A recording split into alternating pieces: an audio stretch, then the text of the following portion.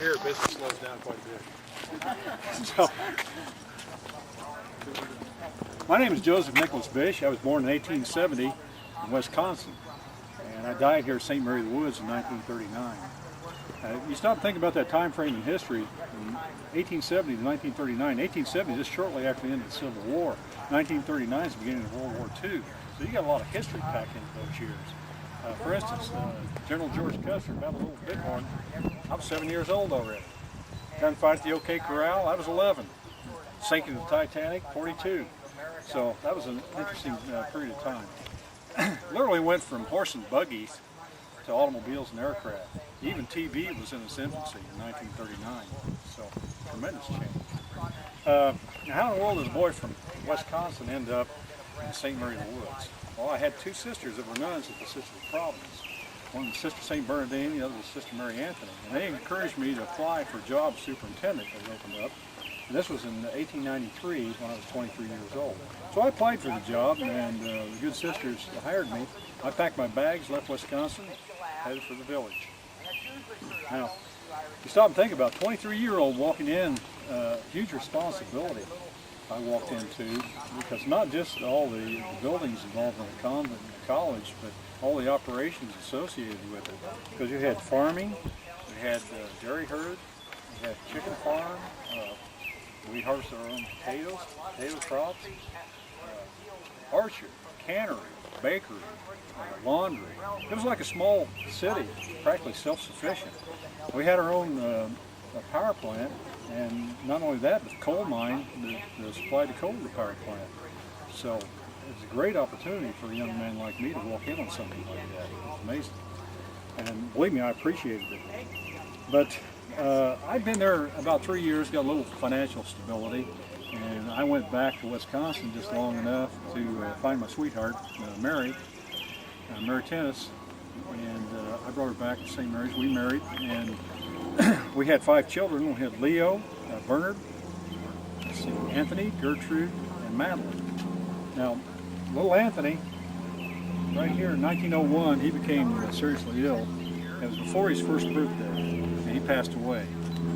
But it wasn't until 9 years later, 1910, my wife Marie, she became gravely ill, and we just didn't have the medical services that are here today. And she died, and all of a sudden I have 4 children, ages 6 to 12, to care for. Well, the sister said, "You're welcome to move in to the men's house with the boys, but the girls have to go. You can't care for the girls." So consequently, I had to take the girls then since to the orphanage operated by the Sisters of Providence. Well, they stayed there until they were old enough to come back and join the convent. Well, they came back. Both the girls got their education at St. Mary's. Madeline, she actually took final vows and became a nun with the Sisters of Providence. Gertrude, on the other hand, she was more of a free spirit, and she decided that convent life wasn't for her. So she packed her bags, left the convent, she married, and she and her husband, they moved to Chicago. They lived in Chicago the rest of their lives. But I want to tell you about Leo too. I don't want to skip Leo because he went to St. Joe's College, and he came back and he worked as an engineer at the coal mine until the mine closed in 1954.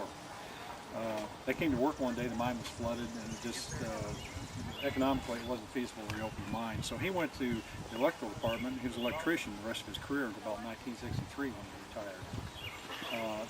Something interesting about Leo, years ago the interurbans, they figured out they could make a little extra money by selling electricity to small villages and towns along the way. And so they were selling electricity here at St. Mary of the Woods. Leo was one of the few people in the village that knew anything about electricity, so consequently many of the first homes that were wired for electricity in St. Mary of the Woods was wired by Leo. So he was a very intelligent man. I'm going to tell you a little story right now that very few people have been privy to over the years. It's been more or less kind of a family thing that's been kept within the boundaries of the family, but I think this is a good time to talk about it. But I was supervising the disinterment of Mother Theodore Guerin's remains. This December of 1907.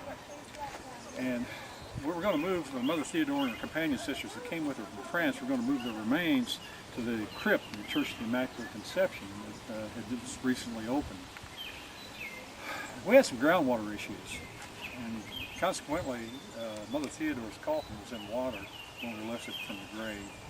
And I had the workers remove the top of the coffin because we're going to have to transfer the remains to a different vessel because that coffin had been in the ground for 54 years. Well, when the top of that coffin was removed, there wasn't anybody standing around the gravesite that day was prepared for what we were about to see. We saw something that was absolutely stunning. We were just dumbfounded because what we were seeing didn't make any sense. It wasn't natural. It defied explanation. Our eyes were telling us one thing and our brains were saying, no, that can't be. But we were all standing there seeing it. And there was only one explanation. Finally, one by one, we realized that what we were seeing was no less than a miracle. Now, I'm not going to go into the details of specifically what we saw that day, but I will tell you this. It wasn't less than a year later, in 1908, the very first miracle attributed to Mother Theodore Guerin occurred at St. Mary's and was officially recognized eventually by the Vatican and by the Holy Father. And I really felt vindicated in my own mind at that time that I did indeed see a miracle, because that woman was a holy woman. But I want to move on now because we've got another group just about here.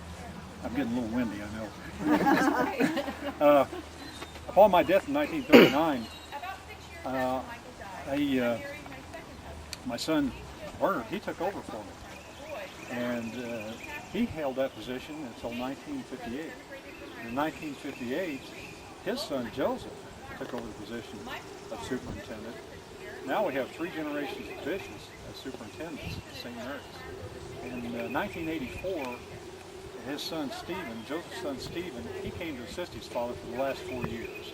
In 1988, Joseph retired, and that ended the line of bishops at St. Mary's College. It spanned from 1893 all the way to 1988, so the better part of 100 years of association with the city. Matter of fact, after Bernard retired in 1958, there was a monument that was erected in memory of me and Bernard for 65 years of continuous service with the Sisters of Providence as superintendent. Well, that pretty well wraps up my end of the deal today. You guys travel right down here. Oh, she's gone. Where'd she go?